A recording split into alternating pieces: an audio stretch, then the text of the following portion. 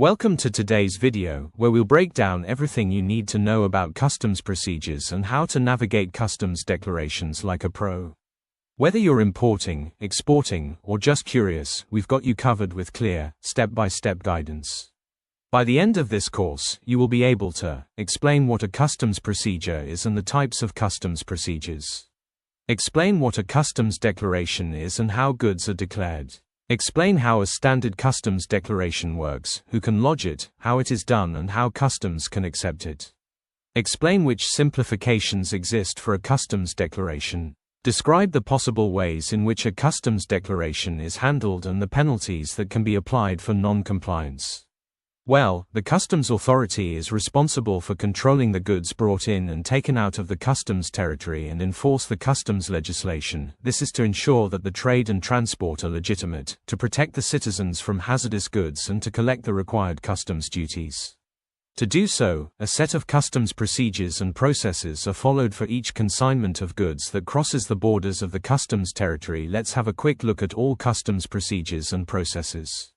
First, we will look at the procedures related to the goods entering the customs territory. Afterwards, we will look at the procedures related to the goods leaving the customs territory. Now that you know what a customs declaration is, let's look at the goods that can be declared in one of the following special forms. Orally, certain goods can be declared orally for release for free circulation and export. Other acts deemed to be a customs declaration. Goods carried by travelers can be declared in a paper-based form. The goods that can be declared orally for release for free circulation and export are the same with the exception of means of transport, which only applies to export. Goods of a commercial nature, contained in the traveler's personal luggage. Means of transport, export only, means of transport registered in the customs territory and intended to be re-imported, and spare parts, accessories and equipment for those means of transport.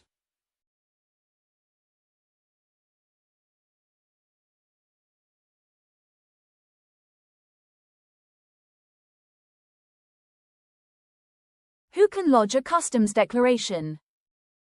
A customs declaration may be lodged by any person who is able to provide all of the information that is required for the application of the provisions governing the customs procedure for which the goods are declared.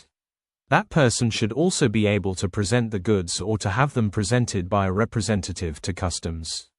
The declarant should be established in the customs territory of the Union, unless the declarant falls under one of the following categories. If I meet the criteria of a person who can lodge a customs declaration, will my customs declaration be accepted immediately or are there any additional requirements? The customs declaration will be accepted immediately, provided that the goods to which they refer have been presented to customs and the required data elements have been provided. Is it possible to lodge a customs declaration prior to the presentation of the goods to customs? Yes, that is possible, but the goods need to be presented within 30 days of lodging of the customs declaration. If the goods are not presented within this period, the customs declaration will be considered to not have been lodged. The customs procedures are: release for free circulation, special procedures, including transit, storage, specific use and processing, and export. Simplifications. Simplified customs declarations. Simplified customs declarations allows an economic operator to speed up the logistics as some of the particulars and/or supporting documents of the customs declaration may be omitted at the time of customs clearance. These particulars and supporting documents will be made available within a set time limit.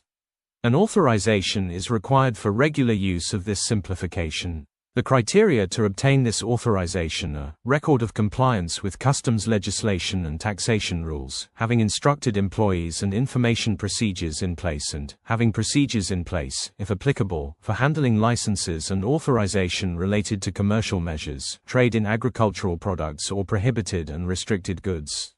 Entry into the declarant's records, EIDR. Entry into the declarant's records, EIDR, enlightens the administrative burden on traders as it allows them to enter the particulars of a customs declaration, including simplified declaration, in the records of their own electronic system. These records are then at the disposal of the customs authority. In addition, the customs authority may waive the obligation to present the goods under certain conditions, which speeds up the logistics. EIDR. How it works. The declarant enters the required data elements in the records of his electronic system, including the supporting documents. In a first step, the required data elements, standard or simplified declaration, are entered in the declarant's electronic system and the goods are presented. In a second step, the supplementary declaration, containing the required data, is lodged to customs after the goods have been released. EIDR can only be authorized for regular use. A formal authorization by the customs authority is required in advance. For an authorization of the regular use of EIDR, the economic operator must be an AEOC, or have a record of compliance with customs legislation and taxation rules. A satisfactory system of managing commercial and, where appropriate, transport records, which allows appropriate customs controls. Practical standards of competence or professional qualifications directly related to the activity carried out. Other simplification, different tariff subheadings. This simplification does not require prior authorization. The customs authority will refuse the use of the simplification to goods subject to prohibitions or restrictions, or excise duty. If a consignment is made up of goods falling within different tariff subheadings, the customs authority may agree that import or export duty be charged on the whole consignment on the basis of the tariff subheading applicable to the item for which the highest duty rate is foreseen. In this section, you will learn about the possible ways in which a customs declaration is handled, the conditions governing them and the penalties that can be applied if an economic operator fails to comply with the customs legislation. Handling a customs declaration 1 invalidated to amended. After the customs declaration has been accepted and the goods are placed under the concerned customs procedure, it could happen that the customs declaration needs to be. Click Next for more details on each type.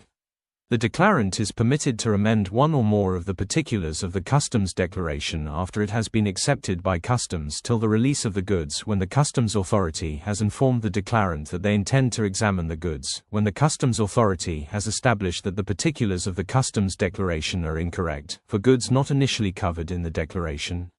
After release of the goods, within 3 years of the date of acceptance of the customs declaration, the declarant may be permitted to amend the initial declaration.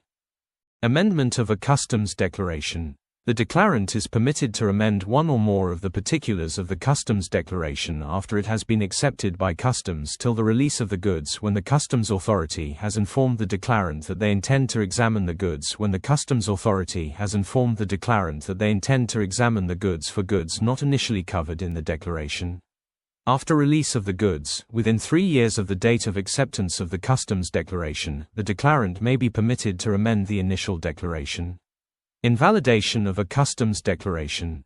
The customs authority can, at the request of the declarant, invalidate a customs declaration already accepted in either of the following cases. The goods are immediately to be placed under another customs procedure, as a result of special circumstances. Placing the goods under the customs procedure for which they were declared is no longer justified.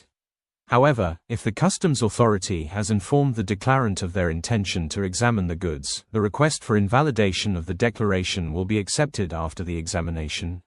A customs declaration cannot be invalidated after the goods have been released, except in certain cases explained further in this course. The customs authority will invalidate an already accepted customs declaration after the goods have been released in either of the following cases. The customs declaration for goods declared for an incorrect customs procedure will be invalidated under the following conditions. The application is made within 90 days of the date of acceptance of the declaration. The goods have not been used in a way incompatible with the subsequent customs procedure. At the time of the erroneous declaration, the conditions for placing the goods under the subsequent customs procedure were fulfilled. A customs declaration for the subsequent customs procedure has been lodged. The customs declaration for goods returned after being sold under a distance contract will be invalidated under the following conditions. The application is made within 90 days of the date of acceptance of the customs declaration. The goods have been exported to the original supplier's address or to another address indicated by that supplier with a view to their return. The customs declaration for goods declared instead of other goods will be invalidated under the following conditions. The application is made within 90 days of the date of acceptance of the declaration. The erroneously declared goods have not been used in an unauthorized manner and have been restored to their original state. The new goods will be declared at the same customs office as the erroneously declared goods. The new goods are to be declared for the same customs procedure as the erroneously declared goods. And that's a wrap on customs procedures and declarations. If you found this video helpful, don't forget to hit the like button, subscribe for more tips, and drop a comment below with any questions or topics you'd like us to cover next. Thanks for watching.